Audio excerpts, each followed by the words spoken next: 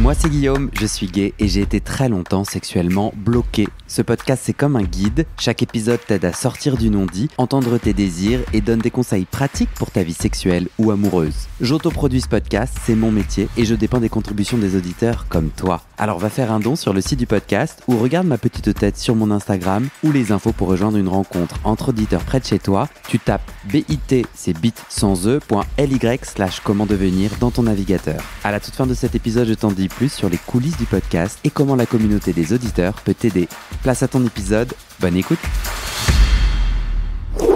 Attention, le podcast va changer de nom. Est-ce que tu préfères Épanoui ou Actif-Passif, le podcast qui libère l'intime gay? Je te fais 5 propositions et tu votes pour ta préférée. Direction le site du podcast, bit.ly/comment devenir.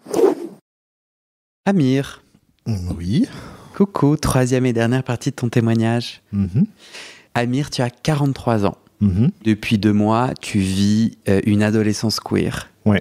Tu comptes fleurettes, tu papillonnes. Exact. Tu te délectes des miels de la vie. Oui. Tu as eu 40 rencontres plus ou moins réussies. Et de cette période depuis novembre où tu essayes plein de trucs et enfin tu t'autorises après des années et des années à t'interdire et à ne pas pouvoir vivre ta sexualité avec des hommes. C'est quoi la deuxième chose qui t'a marqué, que tu as découvert? La deuxième chose, moi j'ai 43 ans et j'ai flashé sur un type et je savais pas mais il avait 63 ans. Et il me l'a dit à la toute fin. Je lui ai dit, bah déjà bravo parce que tu ne les fais pas du tout. Et puis je lui ai dit, mais pourquoi tu me l'as pas dit tout de suite? J'avais peur que ce soit quelque chose de trop éliminatoire. Donc je lui ai dit non, non, pas forcément. J'aurais apprécié que tu me le dises avant. Maintenant, effectivement, je me pose la question quand même. Ouais, mais moi j'ai quand même envie de te voir. Bon, bref. Je dis écoute, je viens. Ah, vous étiez par internet? Ouais. Et il te dit, en fait, voilà mon âge. Et toi, tu dis, ça me dérange pas. Ouais, je lui dis, mais j'aurais apprécié de le savoir avant. Et il y avait quelque chose qui m'accrochait. Et j'avais ce quelque chose qui m'accrochait. Je me suis dit, je vais aller découvrir ça. En l'occurrence, c'était ses yeux. Bon. Il avait des beaux yeux. Ouais. De quelle couleur? Bleu. Et donc, uniquement bleu? Ouais, bleu, ouais. Parce que tu regardes là quelqu'un, moi, qui a du vert et du jaune à l'intérieur. Ok, non, lui, bleu clair? Ouais, bleu clair, ouais, très clair. Okay. Tu as un sourire? Ouais. Sur les lèvres? Ouais, donc, et c'était ça qui m'avait plu, et donc j'y suis quand même allé, et pareil, c'était pareil, un excellent moment. Vraiment. Et donc, le truc que tu as découvert, c'est quoi? C'est que les hommes plus âgés t'attirent en général? En général, ouais. Ok, t'as un truc pour les hommes plus âgés? Ouais. Plus âgés, ça veut dire combien d'années? J'ai pas forcément de... Alors, plus âgés, encore faut-il qu'ils soient quand même en bonne santé, un minimum, mais je veux dire, j'arrive à prendre mon pied avec quelqu'un de plus âgé, ça me pose pas de problème du tout. Ouais, t'as pas forcément d'attirance pour les plus jeunes? Non, pas forcément, non. Ok. Non. Qu'est-ce que ta femme a dit quand tu lui as dit quand l'inceste? C'était il y a 4 ans, 4-5 ans, ouais. Qu'est-ce qu'elle a répondu? C'était sur une phase où j'allais vraiment mal, et puis elle m'a dit, ouais, mais où j'allais voir un psy, justement, et puis elle me dit, mais les hommes ne racontent pas leurs problèmes à d'autres hommes. C'est ça qu'elle t'a dit? Ouais. Je dis, si, tu sais pas ce que j'ai vécu, Parce que ton psy est un homme? Ouais. D'accord, c'est ça que je lui ai dit, ouais, mais non, mais en psy, en général, ça aurait été une femme, elle aurait dit la même chose, je pense, elle aurait même peut-être encore moins bien réagi. Je lui ai dit que non, pas du tout. Les psys sont formés pour écouter tout le monde, c'est leur métier même. Et je lui ai dit qu'elle connaissait pas, elle ne sait pas ce que j'ai vécu. Et elle me dit, ouais, mais qu'est-ce que tu as vécu de si grave pour que tu aies besoin d'aller en parler à un psy? Et là, je lui ai expliqué. Elle m'a dit, ouais, c'était une erreur de jeunesse. Maintenant, t'es marié, t'as tes enfants, faut que tu passes à autre chose. J'ai dit, ouais, c'est simple à dire, mais pas simple à faire. Parce que toi, tu vois comment l'impact des viols dans ta vie après, ta vie adulte, tu vois, Si on prenait le temps de répondre à ce préjugé de dire, bah voilà, là que ta femme te propose, bon bah c'était 2 ans, passe à autre chose, c'est il y a longtemps. Ouais. Toi, c'est quoi la réalité? Tu vois, comment ça a impacté tout ton chemin depuis? Bah, c'est comme si, au regard de mon histoire, c'est comme si on m'avait tenu en laisse pendant une quarantaine d'années, quoi. C'est comme si j'étais lié à lui pendant 40 ans. Tant que je ne l'avais pas parlé, tant que je n'avais pas pris conscience que c'était un viol, et que, effectivement, le fait d'aimer, ben, c'est peut-être parce que c'était la seule sexualité que j'avais. C'est comme si on avait exercé, en fait, une emprise sur moi pendant 40 ans. Et que le moment où je m'en suis rendu compte et où je me suis dit, bon, bah, c'est ça s'appelle un viol, et j'ai pas à avoir honte de mes réactions, comment j'ai réagi, parce que c'est un mécanisme de défense aussi. Donc là, tu parles, dans ta manière de réagir, c'est que tu parles du plaisir. Ouais. Tu peux m'en dire un peu plus?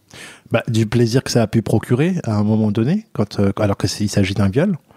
Tu te sentais coupable, tu te disais, c'est ma faute, enfin, tu te disais que ce plaisir... Ouais, c'est de ma faute, et c'est malsain. Je me disais surtout, c'est malsain. C'est moi le problème. Ouais, c'est moi le problème, c'est pas lui. C'est normal qu'il me viole, puisque c'est moi le problème. Et je crois que tu avais utilisé dans un de tes épisodes une allégorie avec le sucre. Ouais. Ouais. J'avais dit, si je te mets du sucre sur la langue, tu ne peux pas contrôler le ressenti sucré et le plaisir possible que tu peux avoir, avant même que je te force. Voilà. Ça t'avait parlé? Oui. Et ben, ça m'avait fait direct fait tilt, par rapport à mon histoire, Parce que tu peux pas contrôler. Parce que c'est ta seule... tu te sens foncièrement gay et on te fait subir des attouchements sexuels ou des actes sexuels. Ben, le fait que tu aimes, si c'est ton seul rapport à la sexualité, ben forcément ça va devenir quelque chose de banalisé pour toi, en tout cas dans ta conscience. Enfin, pour moi en tout cas. Et voilà, donc le sentiment que j'ai, c'est comme si on m'avait enfermé pendant 40 ans. Et tu t'en sors. Ouais. Et tu sors. Ouais, et là j'ai... d'un placard. Voilà. Et donc forcément, ben, libre cours à tout. Et puis en tout bien tout honneur, bien entendu, et sans outrepasser des limites, c'est-à-dire... Qu'est-ce que l'honneur vient faire là-dedans? En tout bien, l'honneur, rien du tout, mais en tout bien tout honneur, c'est-à-dire pas de drogue, pas de machin, enfin c'est ça que je veux dire, ne pas perdre ça T'allais dire dignité? Non, pas dignité, parce que ça n'a pas la dignité, mais pas perdre le contrôle, en tout cas. Ok. C'est-à-dire, on peut se laisser aller, on peut perdre se laisser aller à l'autre, parce que s'abandonner à l'autre, mais dans le respect aussi, le respect de soi et le respect de la personne aussi, qu'on a le partenaire. Ça, c'est important pour moi. Aujourd'hui, qu'est-ce que ton cerveau te propose comme bonne raison de ne pas dire à ta femme que tu es gay? La réaction qu'elle a eue par rapport au psy me laisse fondamentalement croire qu'elle ne va pas comprendre. Et elle est profondément homophobe, clairement. Parce que c'est la culture qu'elle a eue. Elle le dit? Ah oui, elle le dit clairement. Elle le dit clairement. Et mes enfants étant un peu jeunes, j'attends juste qu'ils soient un petit peu plus indépendants. Enfin, un peu plus matures pour leur expliquer les choses, même s'il y en a 2 qui sont déjà un peu matures, qui peuvent comprendre les choses, la 3e pas du tout. Et elles ont quel âge? Alors, 15, 11 et 6. Alors celle de 6 est un peu jeune quand même, pour lui balancer ça en pleine figure, parce qu'elle le sera forcément. Et donc je me dis, je veux les préparer au mieux, et je veux pas qu'ils croient que je les aime pas. Que c'est eux la faute, en fait. Imagine, elles nous écoutent. Ouais. T'as envie de leur dire quoi? Mes enfants? Qu'on peut aimer de manière différente, mais que ça ne change rien à l'amour que j'ai pour eux, et que je serai toujours là pour eux, quoi qu'il arrive. Tu dis envoyer en pleine figure à ta fille de 6 ans. Ouais. Je comprends pas pourquoi. C'est bizarre de. Je suis Parce qu'elle est en phase de construction, en fait. Pour elle, papa, c'est ça, maman, c'est ça. Et son Oedipe n'est même pas encore terminé, que je viens, moi, lui balancer un truc en pleine figure en lui disant, en fait, tu vois, les repères que tu connais, papa, maman, c'est pas ça. Pourquoi c'est pas ça? Elle, son repère, il est pas dépendant de tes rapports intimes? Non, mais la place qu'on donne aux rapports intimes, ça va forcément changer sa vision à elle, des rapports intimes qu'elle peut avoir plus tard. Je veux simplement pas la brusquer trop. Et ce que je veux aussi, c'est maintenant que cette étape-là, elle est franchie, que je sais ce que j'aime pas, ou en tout cas que je découvre et que je m'envisage très bien construire quelque chose avec quelqu'un, avec un homme en tout cas. Et c'est là le moment où il faudra que je coupe le cordon. Mais ça arrivera nécessairement. C'est-à-dire, tu sais déjà couper le cordon avec qui? Avec ma femme. Donc tu sais que ça va advenir, tu l'as déjà décidé. Ouais. Et je crois entendre que tu as envie de le faire quand tu seras amoureux. Ouais. J'arrive pas à chevaucher les deux, enfin c'est deux mondes complètement à part en fait. Et donc là je navigue entre les deux mondes, mais quand je sais qu'il y en a un sur lequel je m'attacherai, je sais que de l'autre côté, je couperai le cordon. Est-ce que c'est par peur de se retrouver sans rien? Sans doute, je sais pas. C'est quoi sans rien? Enfin sans relation affective. Parce que du coup avec ta femme, il y a quoi comme relation? Il y a juste une relation de l'affect, c'est tout. Il n'y a plus du tout de... Il y a une relation affective dont tu veux prendre soin. Ouais, quand même. Et elle s'exprime comment, cette affection entre vous deux? Elle s'exprime quasiment pas plus. Elle ne s'exprime quasiment plus. Physiquement, en tout cas, plus. D'accord. Depuis 3-4 ans. Et puis, c'est des petites intentions, mais des petites attentions, mais c'est tout. D'accord, alors excuse-moi, soit j'ai mal compris, soit tu te contredis. Tu me dis, pour le moment, en fait, j'ai peur de me retrouver sans rien, c'est-à-dire sans cette vie affective que j'ai tout de même avec ma femme, et dont je veux prendre soin, et qui fait que je vais pas faire mon coming out et couper les ponts, enfin, en tout cas, me séparer d'elle. Puis après, quand je te dis, c'est quoi cette vie affective, tu me dis presque rien. Non, presque rien, effectivement. Presque rien. Pourquoi tu souris? Non, mais c'est vrai parce que c'est complètement contradictoire ce que je suis en train de dire. Okay. À quoi je reste attaché s'il y a presque rien? C'est une bonne question. Dans laquelle il va falloir que je trouve une réponse. Ouais, on a tout notre temps. Et en même temps, ça fait beaucoup de nouveautés. Ouais, c'est tout nouveau. Et bon, c'est ok, c'est un peu le jeu de l'interview, de t'exposer quelques contradictions en espérant que tu vois que du coup ça t'aide et tout, mais on se fout pas la pression. Et bien sûr qu'on est contradictoire, bien sûr. Enfin, il y a 1000, oh là là, c'est un marathon, c'est pas un sprint. Ouais. Et donc, c'est normal. On flippe. Et on a le droit. Ouais, c'est tout nouveau, C'est un sacré changement. C'est un sacré changement. Donc tu vas aussi à ton rythme. Et t'as vu tout. Et est-ce que tu arrives à prendre le temps de célébrer tout ce que tu arrives à mettre en place depuis ces derniers temps-là? Tu te fais des petites danses de la victoire avec toi-même? Non, même pas. Je me dis, c'est bien, mais t'endors pas sur tes lauriers à chaque fois. Je me dis, avance quoi. Mais dors un coup sur tes lauriers? Ouais, ouais. Une petite sieste? Ouais, une petite sieste, peut-être, ouais. Ah, dormons sur nos lauriers parfois. Ouais. Peut-être que je suis trop exigeant, je sais pas, envers moi-même. Tu crois vraiment qu'on peut s'endormir sur ses lauriers, c'est-à-dire devenir dans un état végétatif de je pionce non-stop, mes lauriers pourrissent sous moi, je m'en rends même pas compte, et tout s'arrête? Non, il y a un moment, forcément, une réaction. Après une sieste, t'es bien remis, ou après une bonne nuit de sommeil, t'as envie d'aller vivre la suite. Ouais, ouais. C'est où j'en suis actuellement, ouais. Ça doit te faire tellement du bien d'entendre tes filles être d'un joli gay friendly. Ouais. Non. Mais ça m'a fait énormément plaisir, quand elle l'a dit. Elle l'a surtout vu tac au tac, au moment, réveille-toi, tu vis dans quel monde? On n'est pas en Afghanistan, Et elle dit, mais comment ça, tu vas me dire que tu as des gays dans ta classe? Oui. Et alors, il est où le problème? Ah, waouh. Ah, ok. Et tu leur parles? Bah, évidemment que je vais leur parler, c'est mes collègues de classe, tu veux que je fasse quoi? Je vais pas leur dire je te parle pas parce que. Mais ça se dérange pas. Mais c'est pas une question que ça me dérange ou pas, ça n'a pas à me déranger. Ouais. Et du coup, ça lui a coupé la chic et ça, je me suis dit waouh. Toi, tu assistes à cet échange entre ta fille et ta femme. Ouais, et je me dis waouh. Et tu as envie de te mettre en colère? Tu t'autorises? Non, il n'y a pas de colère en toi? Non, il n'y a pas de colère. Parce que je sais que s'il y a une colère, ça va se retourner contre moi. On va me dire, bah oui, mais t'as vu ce que à cause de toi. Du coup, je laisse les enfants vraiment, avec leur mentalité, leurs outils à eux, démontrer qu'il n'y a rien d'anormal.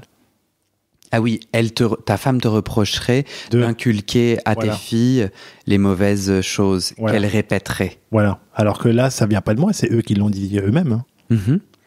Maintenant que ça a été dit sans ton concours, est-ce que tu as envie de prendre plus d'espace dans ton foyer pour que des homophobries ne soient pas dites? Maintenant, je le fais, mais de manière très très insidieuse. C'est-à-dire? On parlait du mariage, la dernière fois, on parlait du mariage pour tous, et puis elle me dit oui, mais bon, je dis bah c'est une avancée sociétale. Elle disait quoi? Oui, mais bon. Oui, mais c'est pas très très. Enfin, en France, vous êtes quand même bizarre. Vous créez des problèmes vous-même. Je dis mais non, c'est pas un problème. Enfin, c'est une réalité. Elle étant marocaine. Ouais. Je dis c'est pas un problème, c'est une réalité sociétale. Hein. Et d'ailleurs, je comprends même pas pourquoi au Maroc ça ne fait pas déjà débat. Enfin, ça doit sans doute déjà faire débat, mais c'est illégal enfoui. En Maroc. Oui, c'est très enfoui. Mais je dis c'est pas pour autant que ça n'existe pas. Oui, mais bon. Je dis mais ne me raconte pas que ça n'existe pas. Ça existe. Bah non. Que l'homosexualité existe, quoi. Oui, j'ai de la mauvaise foi, là. Voilà. Mais bon, en tout cas, en France, sache que moi, je trouve que c'est une avancée sociétale. Quand tu dis je le fais de façon insidieuse, le fait d'être d'être pro-gay, je sais pas comment le dire. Ouais. Pourquoi tu as besoin de le faire de façon insidieuse? C'est intéressant ce mot. C'est même un peu négatif, c'est péjoratif, je trouve. Insidieusement, c'est... Parce qu'en fait, il faut toujours que ça soit toujours quelque chose on part toujours de quelque chose de concret pour arriver à ce que moi je pense, en fait, pour qu'elle puisse exprimer son ressenti. Et souvent, quand c'est elle à qui je lui donne... Enfin, d'abord, c'est elle qui a la parole. Pourquoi? Qu'est-ce qui se passerait si tu confrontais? Si, ça veut dire que si moi, alors, je lançais le débat. Ou bien si toi, tu t'exprimais pas insidieusement, qu'est-ce qui se passerait? Ça couperait court le discours, le dialogue. Il n'y aura aucune communication possible. Parce que c'est un no-go. D'accord. Elle quitte la salle. C'est un no-go pour elle, c'est non. Bon, sauf que ça existe, c'est que tes enfants vont y être confrontés. Et qu'est-ce que tu fais le jour où tu as ton gamin qui rentre et qui te dit tu fais quoi? Tu le prends, tu le balances par la fenêtre, tu fais quoi? Bah voilà. Il vaut mieux être parlé que de subir et de se prendre les choses, comme ce que je te disais, de prendre les choses en pleine figure, quoi. Il faut toute proportion gardée. Toute proportion gardée. Ouais. C'est quoi cette histoire avec un auditeur, là? Ouais, c'est un truc de fou. J'étais sur Roméo, je reçois un message. Roméo, c'est une application. Voilà. Ouais, on est écouté de partout dans le monde où il n'y a pas les mêmes applications. Mais donc, à la Grindr, quoi, on est d'accord. Grindr et Roméo. Photo et... Ouais. Voilà. Et donc, je reçois un message qui changeait classique, quelqu'un qui me dit « Bon, coucou ». Je dis « Ouais, bonjour ». Et puis, il me dit « Voilà ». Il m'envoie sa photo. Je dis « Ah, bel homme ». Il me dit « Bel homme ». Oui, je lui dis, beau gosse, plutôt beau gosse. Et il me dit, je prends exemple sur toi. Dragueur. Je me suis dit, charmant en plus de ça. Et il fait, ha ha ha. Bon, ok. Et ensuite, on enchaîne. Et tu as tes photos sur ton profil? Ouais. Et d'ailleurs, ça, je peux en toucher un mot si tu veux, mais c'est un truc incroyable, quoi, cette sorte de photos. C'est-à-dire que tu peux parler à 20 personnes sans mettre ta photo. Et d'un coup d'un seul, tu mets une photo, t'as les 20 personnes qui t'ont refusé, qui te réécrivent. C'est quand même dingue. Qu'est-ce qui t'étonne? ça me semble surprenant quand même. Enfin, une personne, enfin, avec le même identifiant tout. Enfin, normalement. Ben oui, mais du coup, minimum, comment tu veux que je sache à quoi tu ressembles si j'ai pas ta photo? C'est bien sûr que ça. Je suis pas étonné que les gens soient un peu détournés de profils sans photo. Alors attention, parce qu'il y a des photos de de moi visage non, mais des photos d'autres, enfin, de mon corps où j'en ai 2-3. Habillé évidemment, mais j'en ai 2-3. Et c'est ton visage qui attire. C'est mon visage et je remets celle de mon visage. Bizarrement, j'en ai. Okay. Tous ceux qui m'ont refusé me réécrivent. Okay. Bref. Donc, du coup, donc il m'écrit, ouais, bon bah voilà, charmeur en plus de ça. Et puis là, il y a un discours qui est complètement surnaturel qui commence enfin, il commence à m'écrire mais des trucs qui, ça me semblait étrange quoi. Enfin, je me suis dit, mais il te dit quoi? Oh, je pourrais pas te. Attends, je peux. Ouais, non, mais dis-moi juste dans tes souvenirs, qu'est-ce qui était étrange?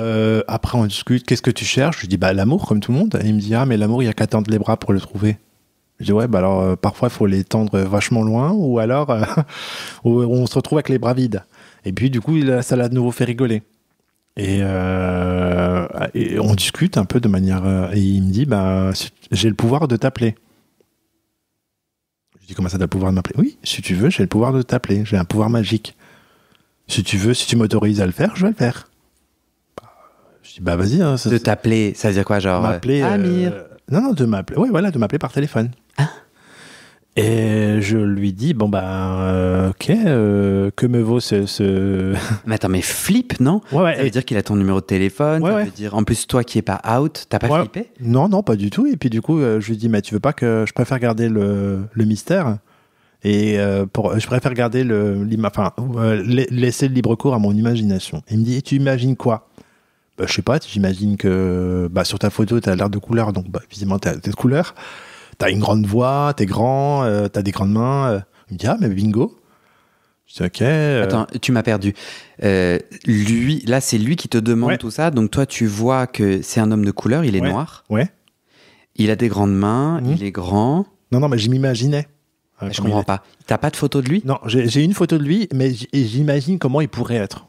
Parce que tu as que le visage. Voilà, et en fonction de comment il m'écrit. Tu as pas le corps. Non. Donc il te dit, imagine mon corps. Non, le corps, il l'a. Enfin, il a une photo de lui sur pied. En plein. Voilà. Donc j'ai pas compris, je suis désolé. Bref, alors du coup, il me demande de m'appeler. J'ai dit non, je préfère laisser le libre cours à mon imagination. Et il me demande, mais comment tu m'imagines? Et moi, à partir de la photo, et à partir de son discours, j'essaie d'imaginer comment est-ce qu'il pourrait être. Et je mets des traits de caractère comme ça, il me dit bingo. Et il me dit, si tu veux, tu veux vraiment que je t'appelle ou pas? Parce que j'ai vraiment des pouvoirs magiques. Alors je dis, vas-y, je t'autorise. Et le téléphone sonne. Et je décroche, et c'est lui. J'ai dit, ouais, d'accord. J'ai fait de ne pas trop marquer la surprise. Et ensuite, j'ai demandé comment il avait évidemment mon numéro. Et puis il se trouve que c'est un auditeur du podcast. Et comme je me suis inscrit sur le groupe de Apéro, il a repéré la photo. Et sur Roméo, j'avais la même photo. Donc voilà. Donc il y a un WhatsApp où, en fait, tous les auditeurs...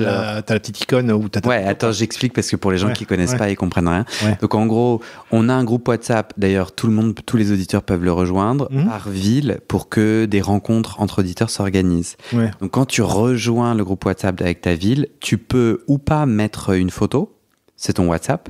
Et toi, t'avais la même photo que sur Roméo. Voilà. Donc, il t'appelle. Comment est sa voix? Eh ben, elle est exactement comme je le pensais. Elle est belle. Elle est belle, elle est rassurante, elle est sûre de lui. Vraiment. Bien surtout. On se raconte quoi? La première fois, il m'explique un petit peu qu'est-ce que tu fais, blablabla, où je bosse, etc. Je lui explique.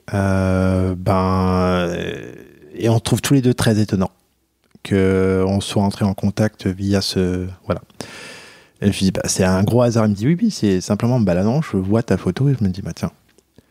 Et je dis, mais qu'est-ce qui t'a fait... Enfin, qu'est-ce qu'elle a, ma photo?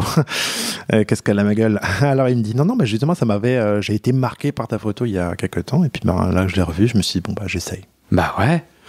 Ok.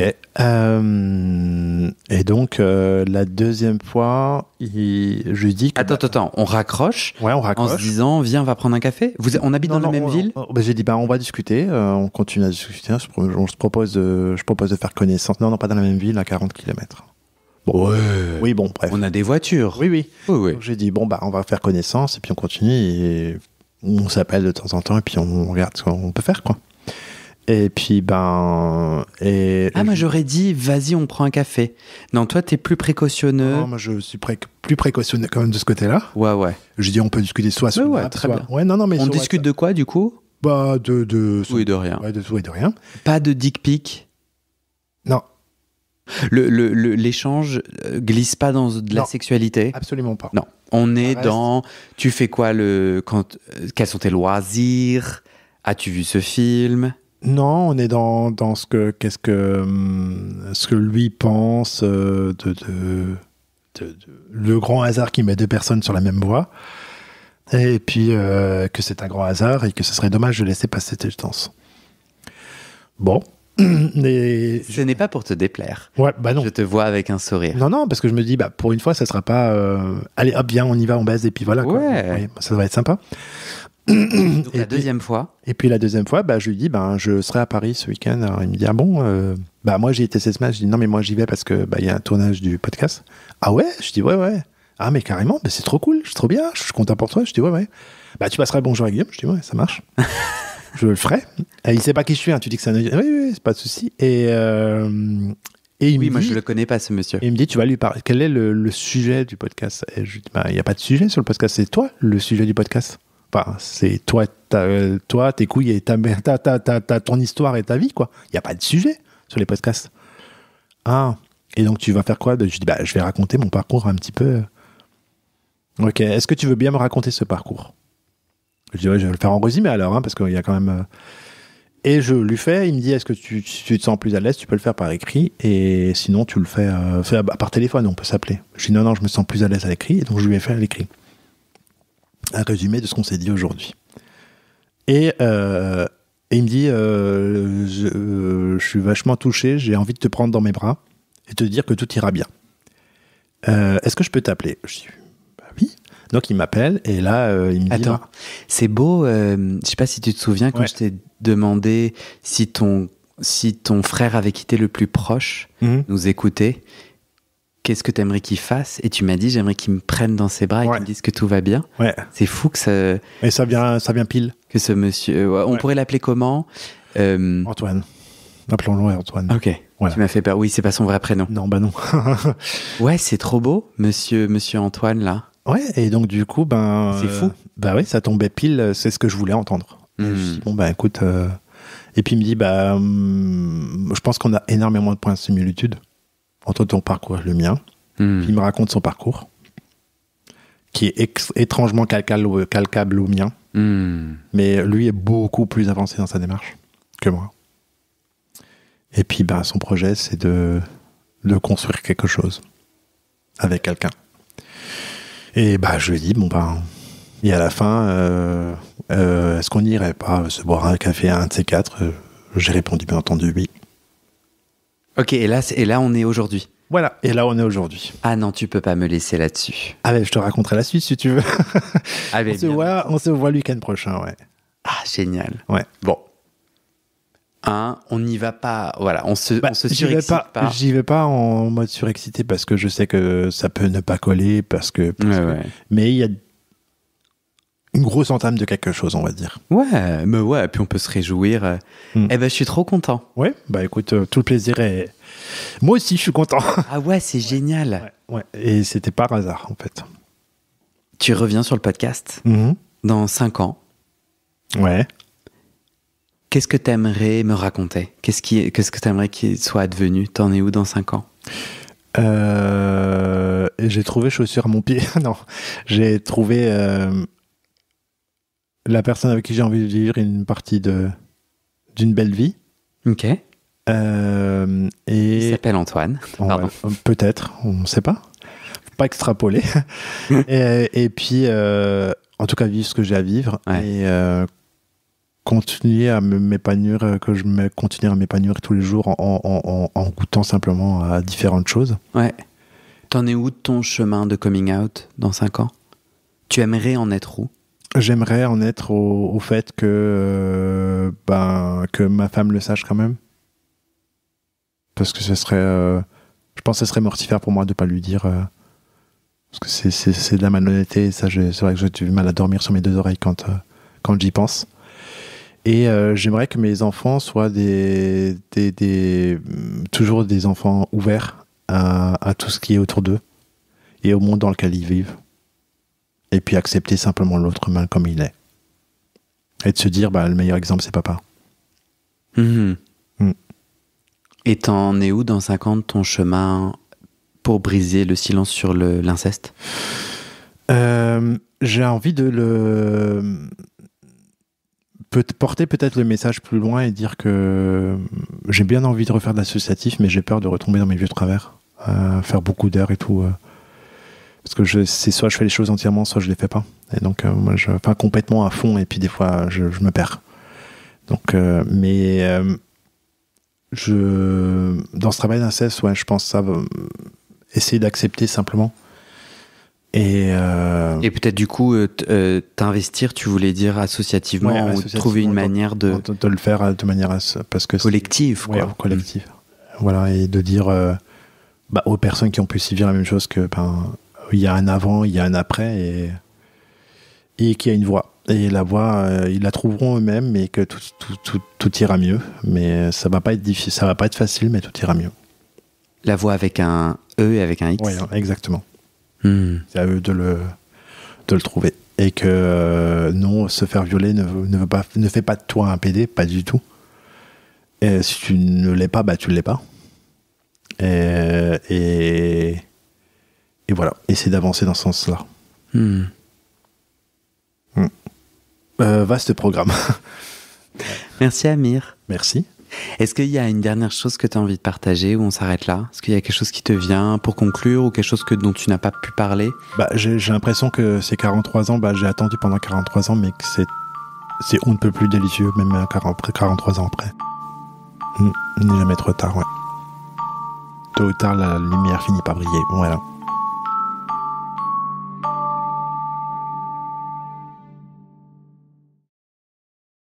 Je dois te parler d'un projet un peu fou. Je veux partir sur les routes de France et du monde entier pour des rencontres et des enregistrements live, j'arrive même pas à le dire, des enregistrements live près de chez toi dès cet été jusqu'à la fin 2025.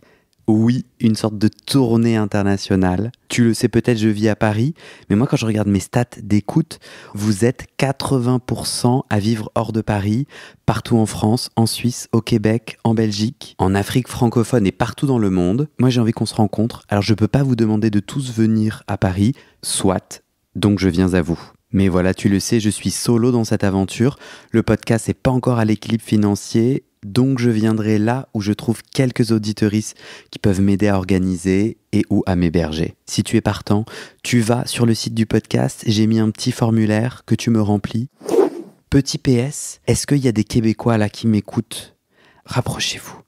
Alors faut pas le dire aux autres auditeuristes. Faudrait pas que ça les vexe, mais en vrai vous êtes un peu mes préférés parce que j'ai l'espoir de commencer cette tournée au Québec cet été, alors contactez-moi.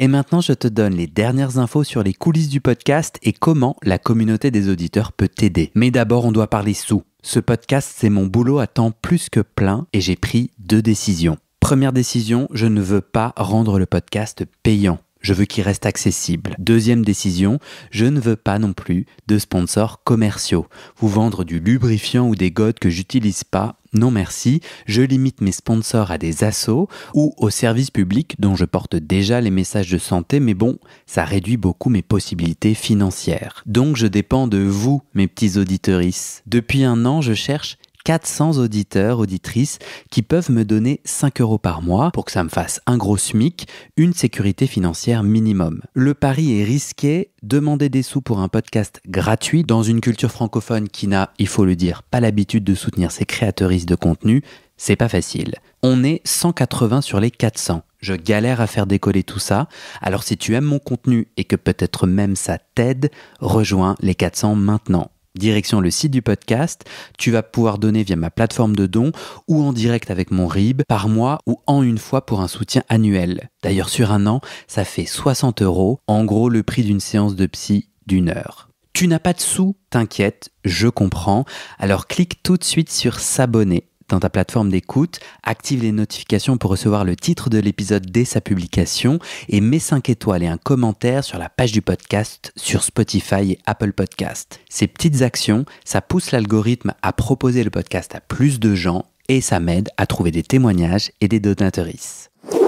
Sur le site du podcast, tu trouveras notre annuaire collaboratif des soignants-soignantes gays ou queer-friendly. On se partage entre nous nos contacts des soignants avec lesquels on se sent safe, médecins généralistes, proctologues, psy, sexothérapeutes, etc. partout dans le monde. Tu trouveras aussi mes réseaux sociaux et ma communauté WhatsApp. Je te montre ma petite tête, je te raconte les coulisses du podcast. Souvent, je pose des questions pour des futurs épisodes, je demande de l'aide ou toi. Tu peux aussi m'envoyer des messages, par exemple des messages d'amour pour me motiver, ça me fait très plaisir. Tu trouveras aussi sur ce site la communauté Discord du podcast. C'est là où les auditeurs peuvent parler entre eux, peuvent parler des épisodes, de culture et aussi de sexe et de leurs sujets intimes. Pour découvrir tout ça, tu tapes dans ton navigateur bit, c'est bit sans e.ly/comment devenir. Merci à toi et à très bientôt dans tes oreilles.